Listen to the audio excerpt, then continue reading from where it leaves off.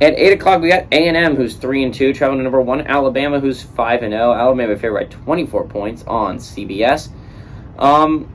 Max Johnson for A&M. I think this game is really fascinating because there's a great chance that the top two quarterbacks for these football teams, the quarterbacks with the best stats for both these football teams, are not playing, which is really ironic for A&M because this is just when I started talking about Max Johnson. But Max Johnson has 43 of 71, thrown for 517 yards, 3 touchdowns, 3 interceptions. He is not going to be playing in this game out with the season-ending injury.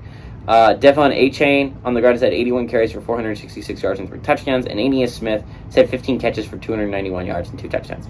Bryce Young, on the other hand, suffered a pretty significant injury against Arkansas last weekend, a shoulder injury, and he is listed as questionable for this football game. There's a good chance that he does not play.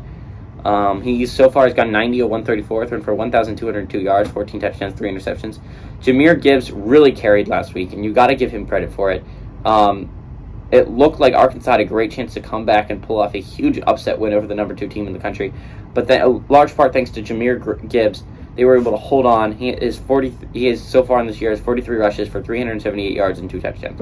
Trayshawn Holden D's nuts, got him.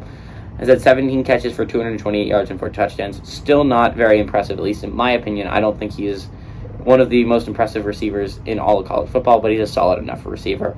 Alabama leads the series 11-3 all time, but last game obviously went to Texas A&M in 2021 with their absolute stunner victory at home over an Alabama team that would end up making a national championship. Alabama had won every game before that, ranging from 2013 to 2020, and 2012 was the last A&M win over Alabama before 2021.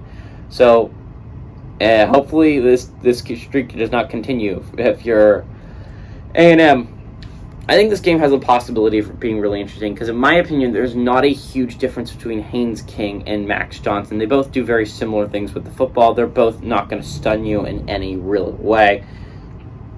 If this game is going to go to A&M, which if Bryce Young does not play, there is a chance of. Remember, the only reason I believe Arkansas lost to A&M, lost to Alabama, is they did not have a full week to prepare for the new QB and his rushing ability. If you take away this rushing threat, I don't believe his arm is killer. And I don't believe any of these receivers are great enough to really dominate A&M in man-on-man coverage. Maybe I'm wrong, but I think this could be one of the bigger upsets of the day. It would be absolutely phenomenal if it was. This is all if Bryce Young does not play, by the way. If Bryce Young plays, I think this is a dominating win for Alabama. But I'm going to assume Bryce Young does not play. I think A&M comes on the road. They keep it close for the majority of the game. Alabama ekes out a victory, but A&M covers the 24-point spread.